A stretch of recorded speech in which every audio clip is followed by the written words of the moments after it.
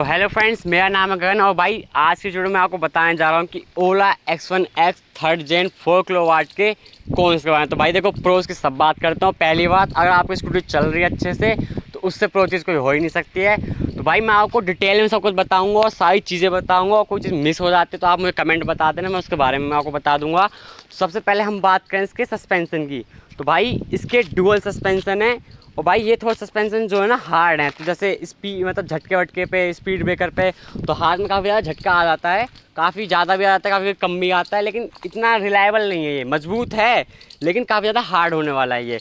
और मैं इसके बैक सस्पेंसन की बात करूँ तो भाई बैक में भी डुअल आ रहा है, लेकिन ये काफ़ी ज़्यादा स्मूथ है। मैं आपको दिखा देता हूँ, ये बहुत ज़्यादा स्मूथ है और काफ़ी सही है ये। और पीछे वाले आदमी को बिल्कुल पता नहीं चलता कि भाई स्कूटी स्पीड ब्रेकर पे से गई है या झटके में से गई है, गड्ढे में से गई है। तो ये काफ़ी अच्छा रहने वाला है। और भाई मैं इसकी बात करूँ स्टोरेज की, तो मैं आपको एक बार दिखा देता हूँ कि स्टोरेज कैसी है इसकी। तो आप देख सकते हैं इसकी 30 लीटर वाली स्टोरेज है। वैसे मुझे श्योर नहीं है, स्टोरेज मैंने काफ़ी धर रखा है, डाइट वाइट सारा सामान पड़ा है इसके अंदर। हेलमेट इसके साथ छोटा आता है। और भाई एक चीज़ मैं आपको बता दूँ, जो बड़ा हेलमेट आता है ना फुल वाला, वो इसके अंदर नहीं आता। रखने के बाद वो उसके अंदर आता ही नहीं है, क्योंकि ये डिग्गी जो है बंद नहीं होती, क्योंकि ये यहाँ से फुला पड़ा वो बड़ा भी होता है इसलिए। और मैंने इसमें 2-3 चीज़ें इधर रखी हैं, और इसमें आप हेलमेट और चार्जर के साथ तीसरी चीज़ नहीं रख पाओगे। छोटी मोटी चीज़ होगी इधर उधर डाल दी तो ठीक है, वरना उसके अलावा ज़्यादा कुछ आता नहीं है इसके अंदर। और भाई अगर मैं बात करूँ इसके बैक मड गार्ड की, तो भाई मैं आपको एक चीज़ दिखा देता हूँ जो मेरे साथ हो चुकी है। मैं से लेके आया तो भाई ये देखो मेरा टूट चुका। तो भाई टूटा कैसे, ये स्कूटी से बहुत ज़्यादा भार है, ये हमारी मेन बॉडी है उससे बहुत ज़्यादा भार है। तो एक बंदे ने पीछे से दे के मार दी। तो मैं एक चीज़ आपको बता दूं, आप ये जो कवर है ना मेरे ख्याल से आप लोग चढ़वा लेना, क्योंकि भाई इसकी वजह से मेरी नंबर प्लेट बची, नहीं तो मेरी नंबर प्लेट भी टूट सकती थी। तो इस वजह से बची, क्योंकि भाई ये देखो ये बहुत ही ज़्यादा भार है। मेरे ख्याल से ओला वाले इसे ठीक कर सकते हैं, इसको थोड़ा सा अंदर की ओर रखें। तो ये चीज़ें से थोड़ा सा डिफेक्ट है, क्योंकि भाई फिर तुम्हारी स्कूटी बहुत ज़्यादा लंबी हो जाती है, तुम्हें और ज़्यादा स्पेस चाहिए होती खड़ी करने के लिए। तो ये थोड़ा सा छोटा हो सकता था, या फिर इसका कुछ और समाधान निकल सकता था, क्योंकि मैं इससे नाखुश हूँ, क्योंकि मेरा 10 से 15 दिन ही टूट गया। हाँ तो भाई चूँकि ये जो है ना भिड़ जाता है पीछे, चूँकि भाई हमें अंदाज़ा यहाँ तक का रहता है या फिर यहाँ तक का रहता है, और ये उससे ही बाहर निकला पड़ा है। तो आगे पीछे कर तक या फिर किसी सामने वाली गाड़ी का जो है ना वो इसमें भिड़ जाता है, तभी ये मेरा टूटा है, और ये खड़ी खड़ी टूटी थी। और भाई मैं आपको इसके बारे में बताऊं, इसके फुटरेस्ट के बारे में, तो भाई देखो ये फुटरेस्ट बिल्कुल मजबूत नहीं है, आप इसे हाथ से भी तोड़ सकते हैं चाहें तो। और इस पर कोई खड़ा हो जाएगा दोनों तरफ को तो ये 100% टूट जाएगा, मुझे पूरा यकीन है। क्योंकि भाई पहली बात तो मेटल नहीं है और ये प्लास्टिक भी नहीं है, कोई तीसरी चीज़ है जहाँ तक मुझे ब्रास लग रहा है। और इसके अंदर कोई डबल स्टैंड नहीं आता है, ऐसे सीरीज़ के अंदर भी नहीं आता डबल स्टैंड। वैसे इसका फ्रेम है, लेकिन मैंने कुछ जगह बात कही थी डबल स्टैंड की, तो उन्होंने बताया था कि डबल स्टैंड लगाने पे ये मोटर से भिड़ता है और आवाज़ करता है, खच खच कर मोटर से भिड़ने की आवाज़ करता है। और इसके अंदर लेडीज़ फुट रेस्ट भी नहीं आता, जैसा आप मैं देख सकते हैं यहाँ पे इसका लेडीज़ फुट रेस्ट भी नहीं है। इसके अंदर सॉकेट है, लेकिन भाई वो सॉकेट 2 छेद है, उससे पता नहीं वो क्या मजबूती करेगा, या मजबूती करेगा भी नहीं करेगा। और भाई जो इसका लेडीज़ फुट रेस्ट है, अगर आप ओला की कंपनी से लेते हो तो भाई वो शायद से तुम्हें महंगा पड़े, मतलब 2 से 3 हज़ार रुपये का पड़ जाए। और बाहर की जाओ तो भाई कोई रेट ही नहीं होता, भागा तो आप कितने का भी ले लो, यही सीन है। मतलब ये यार आप इसमें इतना पैसा दें तो भाई कंपनी वालों को एक लेडीज़ फुट रेस्ट देना चाहिए था। और भाई ओवरऑल मैं इसके बात करूँ, जैसे मैं इसके हैंडल के बारे में आपको बताया था, मैं इसका हैंडल सीधा कर देता हूँ। तो भाई मैं इसके हैंडल के बारे में बात करूँ तो भाई ये इसके सारे बटन हैं, आप देख सकते हैं। भाई बटन की क्वालिटी इतनी अच्छी नहीं है, मतलब ये ना इतने मजबूत नहीं है कि ये चल जाएँ आपको ज़्यादा दिनों तक।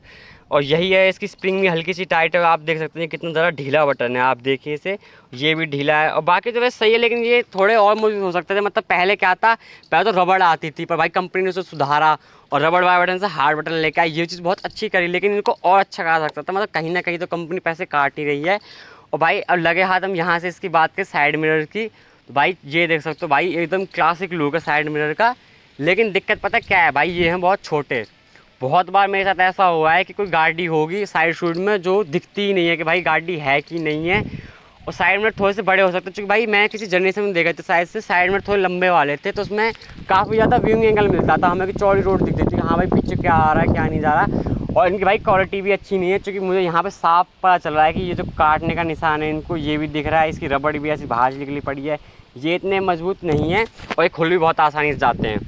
हाँ तो भाई मैं इसकी बात करूँ लाइट्स की, तो भाई आप ये देख सकते हैं ये DRL लाइट है जो कि इसमें नहीं चलती है, चूँकि एक्स का मॉडल प्लस का नहीं है। मेरे ख्याल से कंपनी को क्या करना था, जैसे मैं आपको स्कूटी स्टार्ट करके दिखाता हूँ, तो अब आप देखेंगे परमानेंट यूआई लाइट जल रही है और यूआई लाइट हमारी जो है बटन से जलती है। मेरे ख्याल से कंपनी को ये दोनों लाइट बटन से करनी थी और ये वाली परमानेंट करनी थी, क्योंकि भाई ये लाइट बैटरी खाती है, जिसकी वजह से हमारी रेंज में प्रॉब्लम आती है। क्योंकि भाई बैटरी खाएगी तो रेंज भी कम होएगी। और बाकी आप इसके इंडिकेटर देख सकते हैं कि भाई इंडिकेटर इसके ये रहने वाले हैं। ये इंडिकेटर वैसे इसके मैं बता दूं ब्राइट है, मतलब बहुत अच्छी क्वालिटी का इंडिकेटर है मैं आपको बताऊं तो। और ये पल्ली तरफ का इंडिकेटर रहेगा।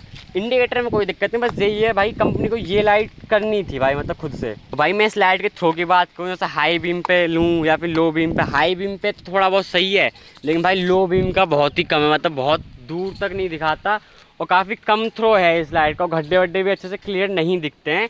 मतलब ये चीज़ें और अच्छी हो सकती थी कंपनी को, मेरे ख्याल से हो सकता है वो अगली जनरेशन में से ठीक कर दे। पर भाई यही है, तुमने 3 जनरेशन निकाल दी, अभी भी तुम कुछ ठीक नहीं करो, तो भाई ये तुम्हारी कंपनी का डिफेक्ट होने वाला है। और भाई अब मैं इसकी बात करता हूँ उसके फ्रेम की। तो भाई इसका अंदर का जो फ्रेम है, मेन फ्रेम जिसे कहते हैं, वो तो एल्यूमिनियम का है। भाई मैं इसके एक्सटर्नल फ्रेम की बात करूँ तो भाई फुल बॉडी प्लास्टिक होने वाली है। आपको इनके अलावा ये सब प्लास्टिक में है। ये थोड़ा अच्छा प्लास्टिक है, ये थोड़ा कम प्लास्टिक है, ये घसेगा जल्दी। ये चूँकि वैसा प्लास्टिक है तो इसमें घर्षण जल्दी बनती है, बता दूं तो मैं आपको। ये तो स्मूथ है, लेकिन इसमें स्क्रैचेस वगैरह आपको बहुत जल्दी मिल जाएंगे। जैसा आप देख सकते हैं अभी मेरे लग चुके हैं भाई, चूँकि बारिश का मौसम चल रहा है थोड़ा, तो स्कूटी चलेगी गंदी होएगी, तो ये सब सीन रहने वाला है आपका। तो ये है, ये मेटल का होता और फिर ये थोड़ा हार्ड प्लास्टिक होता तो ज़्यादा अच्छा होता। और भाई हम बात करें इसकी रेंज की, तो भाई रेंज बहुत ही कम रहने वाली है। मतलब 242 की 100 तो कर रहा है आईडीसी रेंज पर भाई, उससे आधी भी नहीं है मेरे ख्याल से। तो मुझे इसने मैक्स रेंज 130 की दी है। और बाकी आपको रेंज से रिलेटेड कोई भी जानकारी चाहिए हो तो भाई मैंने वीडियो बना रखी है, आप चैनल पर जाइए उस वीडियो को जरूर देखिए। और भाई मैं इसकी बात करूँ चार्जिंग कैप की, तो मैं आपको एक बार आकर दिखा देता हूँ। भाई यहाँ पे जैसे हमारा मॉडल नंबर लिखा है, तो भाई जैसे हम इसे दबा देते हैं तो कभी कभी ये खुलता नहीं और कभी कभी खुल जाता है। तो भाई ये इसका चार्जिंग है, भाई मैंने ये लगवाया है अलग से, ये इसमें स्कूटी में नहीं आता है। तो ये सब चीज़ें ऐसी स्कूटी को देनी चाहिए थी कंपनी को खुद की तरफ से, जो एसेंशियल है वो चीज़ तो उसको देनी ही चाहिए कंपनी को। और भाई ये मजबूत नहीं है मेरे ख्याल से, कोई इसे आपका जानबूझ के तोड़ देगा या फिर ये खुद ही टूट जाएगा, क्योंकि भाई ये तो कहीं से भी मजबूत नहीं लगता। तो पहले तो ये बहुत हल्का है, थोड़ा सा लचीला भी है, और दूसरा ये कभी कभी लग जाता है, कभी कभी नहीं लगता है, कभी कभी अपने आप खुल जाता है। एक बार मेरे अपने आप खुल गया था, पता नहीं कैसे। देखो जैसे मैं अभी दबा रहा हूँ इसे लग नहीं रहा, जैसे अब ये लग गया है। तो ये इसकी प्रॉब्लम है। ये सब चीज़ें ठीक हो सकता है, इसको मेरे ख्याल से की वाला कर देना चाहिए कंपनी को। जब वो डिग्गी का कर रहे हैं तो एक इसका भी कर दें कि भाई हमारी ये रहेगी, चीज़ें सेफ रहेगी। क्योंकि भाई कोई आदमी हो अपना बाहर खड़ा हो, वो इसको खोले, इससे नॉब निकाले और उसके चार्जिंग कैप में पानी वानी डाल जाए, कुछ भी कर जाए, तो भाई ये तो अपने आप ही ख़राब हो जाए खड़े खड़े। तो ये सीन है, कंपनी को इसके बारे में भाई कोई सॉल्यूशन देना चाहिए और उसको ठीक करवाना चाहिए। और भाई मैं बात करूँ इसके ब्रेकिंग सिस्टम की, तो भाई आप देख सकते हैं दोनों तरफ इसके ड्रम ब्रेक आता है। और भाई जिस हिसाब से इस स्कूटी का रेट है ना, आपको पीछे की ओर कम से कम एक डिस्क ब्रेक तो मिलना चाहिए था। क्योंकि भाई हम इंडिया में रह रहे हैं, आपको पता है कौन सा वाला कहाँ से आ जाता है, तो उस हिसाब से इसमें डिस्क ब्रेक होना चाहिए। और भाई मेरे ख्याल से कंपनी को डिस्क ब्रेक तो देना ही चाहिए, क्योंकि भाई ये तो कॉमन सी चीज़ हो गई यार, आदमी रोकेगा स्पीड में तो भाई डिस्क ब्रेक तो होना ही चाहिए ना। तो भाई ड्रम ब्रेक तो ऐसा ही है, घस जाता है, डिस्क ब्रेक कम से कम रिलायबल होता है, मजबूत रहता है। और भाई लगे हाथ में आपको उसकी टायर क्वालिटी बता देता हूँ, तो आप देख सकते हैं मेरे 300 किलोमीटर टायर चले हैं, 350। और इसकी आप क्वालिटी देख सकते हो, ये ऐसा है, इतना घस चुका है। बाकी मुझे नहीं लगता कि ये मेरा 50,000 या 30,000 भी चल जाएगा, मुश्किल से 20 या 25 चलेगा, उसमें ही मुझे एक बार चेंज कराना ही पड़ेगा। और यही सीन है, टायर भी थोड़ा मजबूत हो सकता था, पता नहीं कौन सी कंपनी के हैं। हाँ भाई टायर ज़्यादा नहीं चलेंगे, क्योंकि ये तो बहुत ही ज़्यादा लो क्वालिटी के टायर। मुझे ऐसा लगता है जो थोड़ा तार तुर वाला सिस्टम होता है टायर के अंदर, वो भी इसके अंदर नहीं है।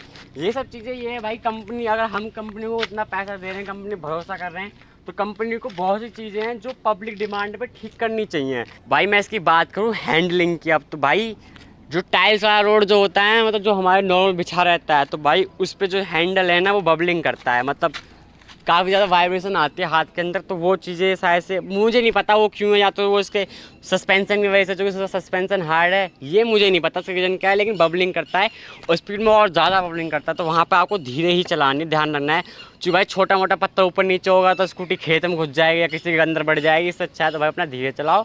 और ये इसकी प्रॉब्लम रहने वाली है। और मैं एक चीज़ की बता दूँ भाई, स्कूटी के अंदर जो एक्सटीरियर चीज़ें हैं ना, सब हिलती डुलती चीज़ें हैं, ये बटन सारे हिलते डुलते रहते हैं।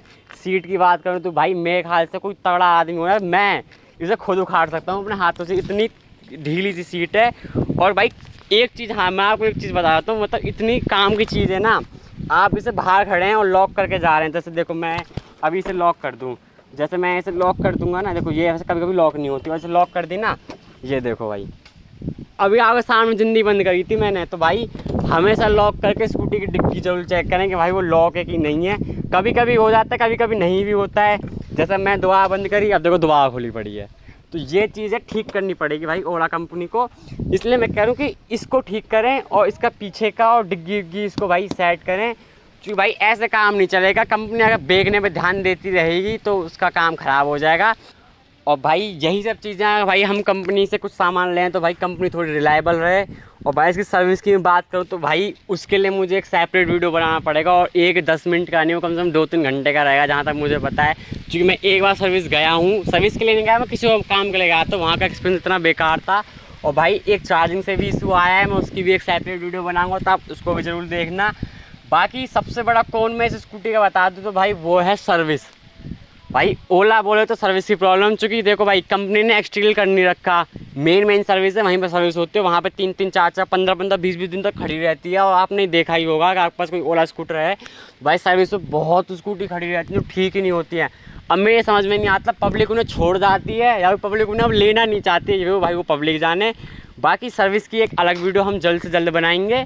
और भाई एक चीज़ और बता दूँ, ओला बोले तो पैनल गैप, हर जगह पर आपको गैप मिलेंगे, एक तरफ को नहीं मिलेंगे तो दूसरी तरफ मिलेंगे। मेरी स्कूटी में यही सीन है। ऐसे इधर को मैं आपको दिखाता हूँ कि इधर को ये वाला गैप नहीं है, तो आपको मैं उस तरफ को दिखाता हूँ। और यहाँ पर आप देख सकते हैं कि मेरा ये एक उंगली का जिंदा गैप है, इसमें मेरी सीधा उंगली जा रही है। ये सब चीज़ें काफ़ी ज़्यादा पैनल गैप हैं इसमें, लेकिन मेरे ख्याल से नॉर्मल हैं। और आपको एक पैनल गैप और मैं दिखा देता हूँ, आप यहाँ आइए भाई, आप ये देखिए, मेरे ख्याल से मुझे तो ये किसी भी एंगल से सही नहीं लग रहा है, मतलब इसमें इतना गैप कि मेरा फ़ोन घुस जाए तो ये मेरे ख्याल से तो सही नहीं है। और लाइट एक तरफ से उठी पड़ी है हल्की ज़्यादा से, और एक तरफ से पूरी दबी पड़ी है, आप देख सकते हैं क्लियरली। तो भाई यही सब चीज़ें, स्कूटी की बिल्ड क्वालिटी अच्छी है, लेकिन पता ही नहीं क्या सीन है भवेश अग्रवाल का या फिर क्या है, वो सब देखना पड़ेगा। बाकी भाई मैंने भी परचेज करा हुआ है, मैं आपको एक एक चीज़ सही बताऊँगा, कुछ भी पेड नहीं रहेगा। तो भाई मैं खुद इस स्कूटी को चला रहा हूँ, मुझे 350 किलोमीटर मैंने चला चुका हूँ, 15 दिन हो चुके हैं, जून 2026 का परचेज है मेरा। और भाई डिलीवरी के बता दूँ, मेरे से बहुत से लोगों ने पूछा भाई डिलीवरी कितने दिन में हुई थी। तो भाई इस स्कूटी की जो मतलब डिलीवरी कैसे होती है मैं आपको समझा देता हूँ। तो भाई आपकी नंबर प्लेट घर आ जाएगी, लेकिन आपकी स्कूटी आएगी नहीं आएगी वो भाई वो जाने। पोंडुचेरी भाई इसका जो प्लांट है ना, जहाँ स्कूटी बनती है पोंडुचेरी है, लगा लो, वहाँ से आने में भी 4 दिन लग जाते हैं। तो भाई क्या होता है, हम ऑर्डर देते हैं, चलो मैं आपको इसके लिए अलग वीडियो बना दूंगा, एक शॉर्ट बना देंगे 5-10 मिनट का, आप उसमें देखना कि इसकी डिलीवरी कैसे रहती है। वैसे कम से कम 25 दिन मान लो आपकी स्कूटी हाथ में आने के लिए।